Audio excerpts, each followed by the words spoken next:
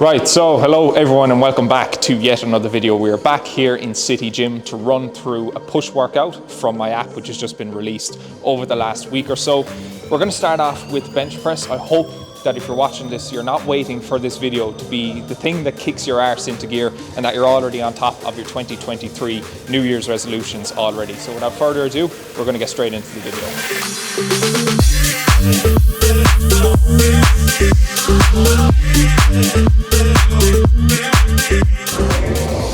Right, so this is my first time ever adjusting, I believe it's called a competition bench. And to be honest, I'm probably just going to keep adjusting it because I get great satisfaction out of using it.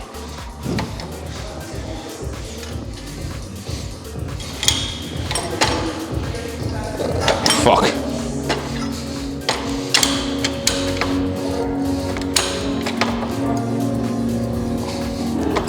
Problem numero uno. Can I just call you if I ever need adjusting again?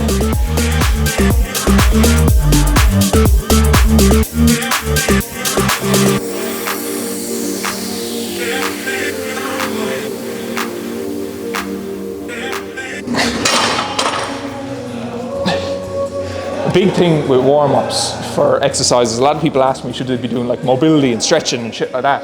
But you want your warm-ups to be short and sweet as possible so that you're preserving as much energy for your working sets and hence able to do as much weight and reps as possible. So when it comes to, let's say, a bench press, for example, I'll start off a warm-up always with the bar. Then I'll move to 60 kilos. Then I might put 80 kilos or 100 kilos on. And then after a couple of sets where I'm doing a lower intensity, staying away from failure all of the time, then I'll move on to my working set. So I'm not wasting time stretching all the fucking time, just being short, sweet, to the point, getting it done so that your sessions aren't taking longer than they need to.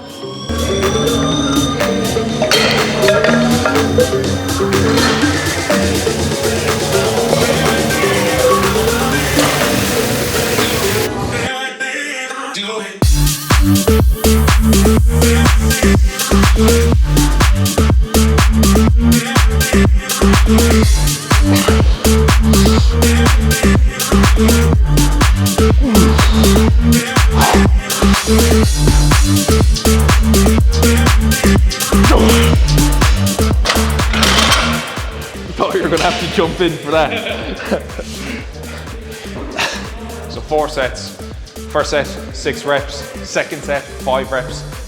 Third set, 4 reps. Now, I'm a lot weaker than I typically am at bench press because I'm just out of practice with it.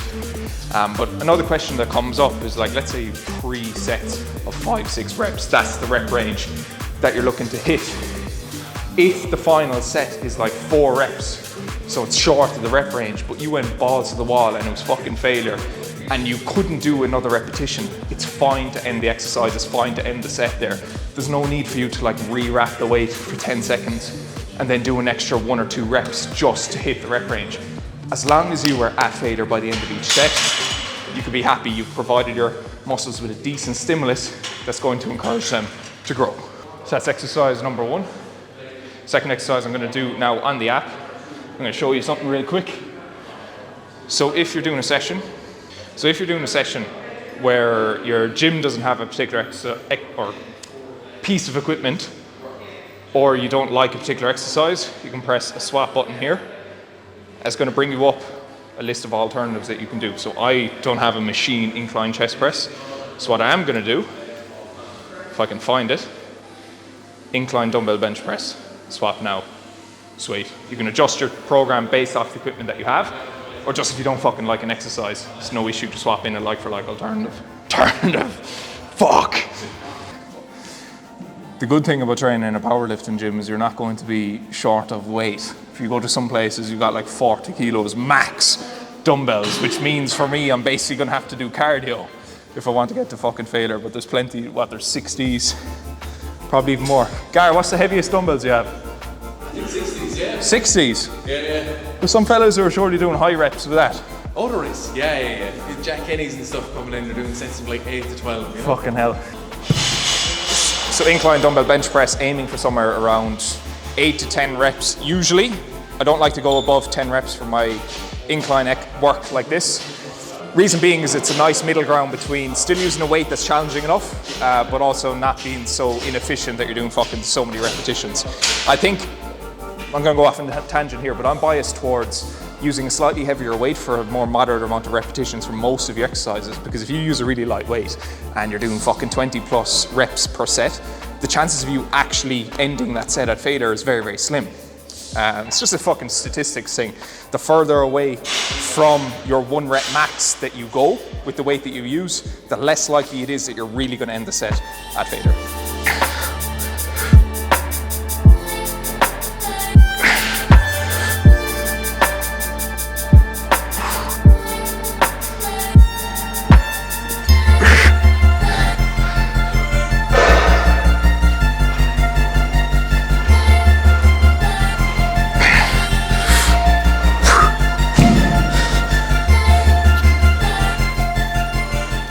One of the biggest cop-outs I see with fellas using dumbbells, everyone wants to be able to fucking rep 50 kilos, 55 kilos on it. But then they'll compromise their range of motion with it. A lot of fellas, you can see it themselves, they're just not in control of the dumbbell. The dumbbell is nearly pinning them down, but they're not even getting fucking full range of motion out of it. They're bringing it to, let's say here, where the elbow's just about bent, but your chest has got a whole load of range of motion to go through there. So if you are allowing your ego get the better of you, where you're just using dumbbells that you're not able to handle, and you're half in the range of motion just to impress people who aren't even fucking looking at you, you're not gonna grow as much muscle as you think. And you're gonna be turning around in fucking 1 or 2 years time going, why the fuck do I still look like a flump? I'm currently on just short of 93,000 subscribers. My average viewership per long form video is probably 3,000 or 4,000 views. So this time, 12 months, I want to have greater than 100,000 subscribers. I don't really care as long as it's above that. And I want, on average, 10 times the amount of long form views. So that's going to be an average of 30 or 40,000 views per video. So now it's up to me over the next 12 months and Jamie to do the work to make that happen. Right, so while the cable machine is taken, we're going to do overhead tricep extension.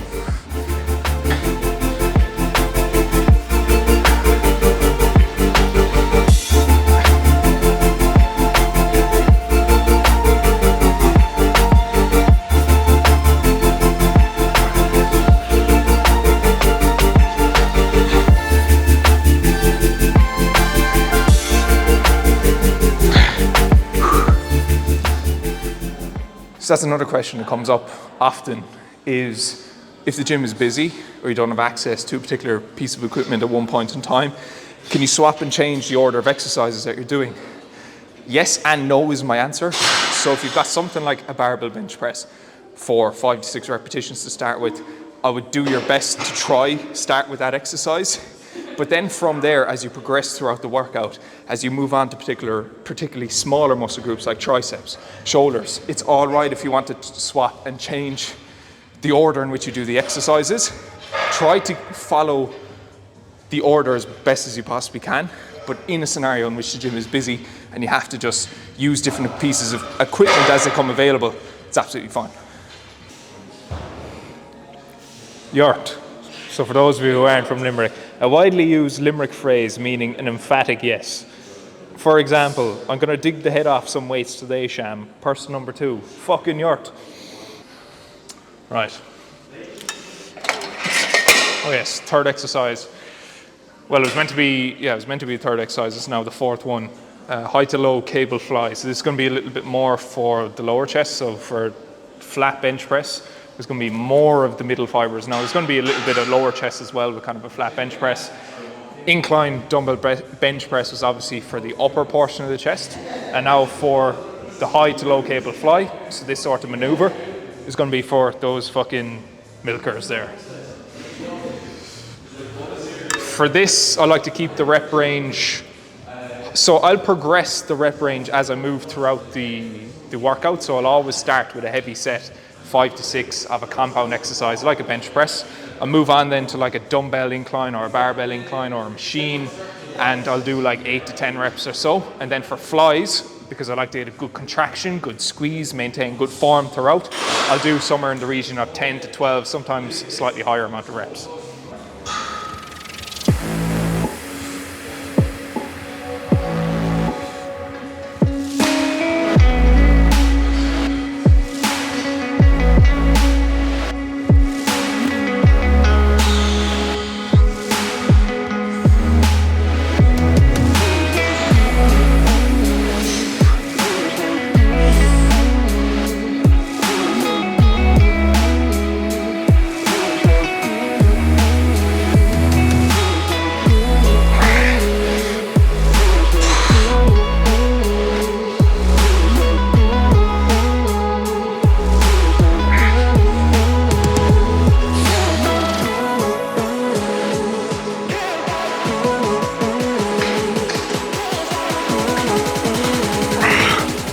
So you'll notice with a cable fly that my elbows are just outside of lockout, so they're just short of lockout.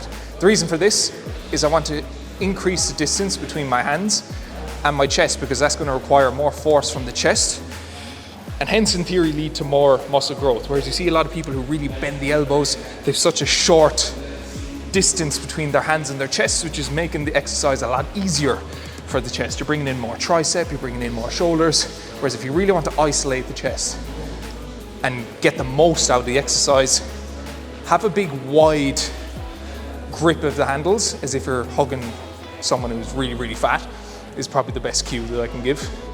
And extend and think about bringing your elbows together, not your hands together. If you're thinking about bringing your hands together, again, short range of motion. But if you're thinking of bringing your elbows together, it's going to encourage you to keep your hands as far away from you as possible and just require more work from the chest. Now I'm fucking tired. Right, that's chest flies done. Next exercise is going to be a single arm cable lateral raise. The reason I like doing cable, now I'll do cable and dumbbell, done dumbbell for a long time, but cable allows you just to keep constant tension. So, if you're doing a dumbbell lateral raise, right, down here by your side, in this fucking first part of the range of motion, it's where your lateral delt is strongest. But as you progress throughout the movement, the resistance increases to the point where it's heaviest, where your lateral delt is weakest. Now, a lot of nerd shit. Essentially that means it's not a great resistance profile. Whereas with a cable, there's a more even resistance profile throughout. So with the cable, there's not that same degree of drop off as you approach the bottom. So here there's just very little resistance and the resistance kind of increases. So here in a dumbbell lateral raise, right? Very little resistance here. There's not a lot of force required by the lateral delt to bring the dumbbell out to this point here, which means that where your delt is strongest, there's just not a whole pile of resistance. When you switch that to a cable lateral raise, that changes. Because it's a cable, there's an even distribution of resistance across the whole entirety of the movement. So down here, yes, there's a high level of resistance where your delt is weakest, which is the top position, but there's also a decent bit of resistance where your delt is strongest, which is that bottom position.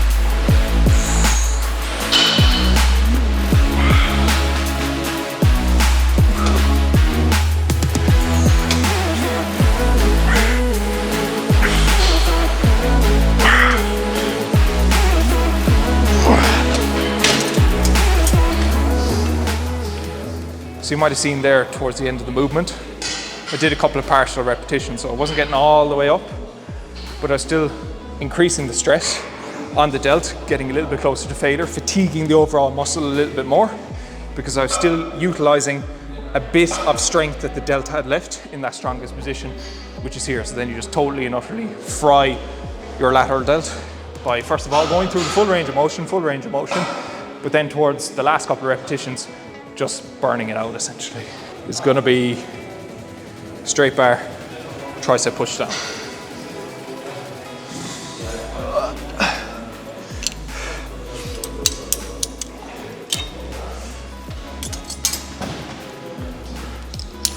Now, does it really matter whether you do this with a rope, whether you do single arm, whether you do those cross cable tricep pushdowns? Not really. I think there's a trade-off at every exercise. Like with ropes, especially the double rope or the single arm, yes, in theory you might be able to get a little bit more range of motion compared to the bar, but personally for me with the bar, I just feel as though I'm able to do more weight. So there's trade-offs with everything. No decision is like, can be made without manipulating another variable, if that makes sense.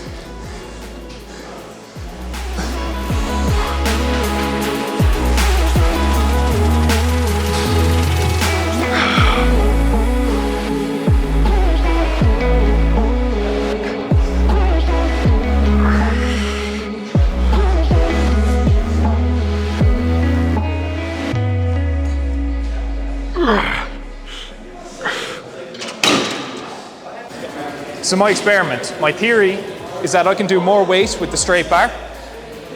On a tricep pushdown, the straight bar gets bashed an awful lot by the optimal bros saying that it's not as optimal as a rope. So I'm going to see, can I do more weight on the straight bar or can I do more weight on the rope? So I was able to do like 10 to 12 repetitions. I'm going to have to look back on the old video, see how many I got. And I'm going to see if I can maintain the same form, the same tempo, the same weight for the same amount of repetitions with the rope.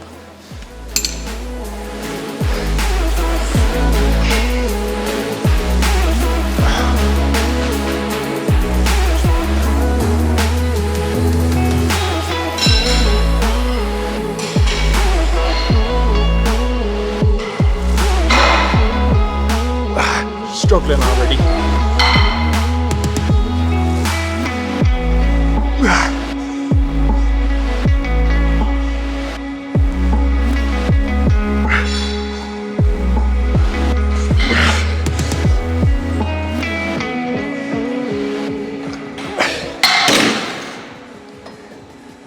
So that's exactly my theory. People are very quick to bash the straight bar tricep pushdown and say that the rope is superior. And albeit you might be able to get more range of motion on the rope, I was able to do half the amount of repetitions at the same weight with the rope than I was able to do with the cable straight bar. So if there's such a difference in terms of the amount of weight and reps that you're able to do with the exact same tempo, the exact same weight, how can you say that this is inferior to this? So long story short, it's personal preference. If you prefer to use the straight bar, use the fucking straight bar. If you prefer to use the ropes, use the ropes. Right, so that's the push workout over and done with. So I've completed all exercises there. I haven't actually logged it. I forgot to log it as I go, but if you're using the app, make sure that you're putting in your reps and the weight that you're using. So 12.5 on the extensions, complete that for all of the exercises, or for all of the sets rather. And then it'll tell you if you manage to set a PB, okay? For me, my side delts are an area that I'd like to bring up. So I'm gonna allocate a little bit more volume at the end of the session to them. They're not an overly taxing exercise to do. They're not an overly taxing muscle group to target. So instead of doing one lateral delt exercise, I'm just gonna do two.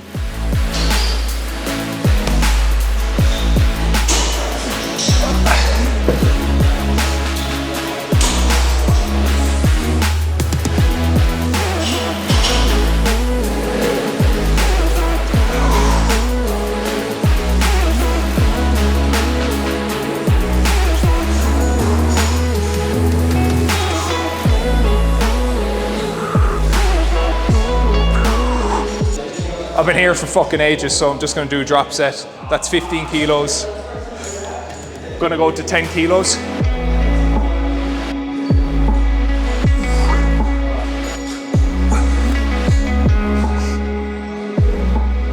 Right, so that's the end of today's workout. Push workout that is featured on the app that was released last week. Make sure that you sign up before the 16th of January, so this Monday, provided that the video gets released before then, so that you can be entered into the challenge with a cash prize, top cash prize of €2,000 for the winner. It's only 4 weeks long, so a short period of time. It's a warm up for the big summer challenge coming in a couple of weeks' time, 12-week challenge in the lead up to summer. So make sure that you get on board, get a head start on your fitness, your strength, your fat loss goals in 2023. Give that workout a try if you enjoyed it. It's one of many workouts available within the app that I'm programming. So yeah, hope you enjoyed it. If you did, make sure that you smash that like button. Make sure that you subscribe to the channel if you haven't done so already. And make sure that you come back and join me in the next one.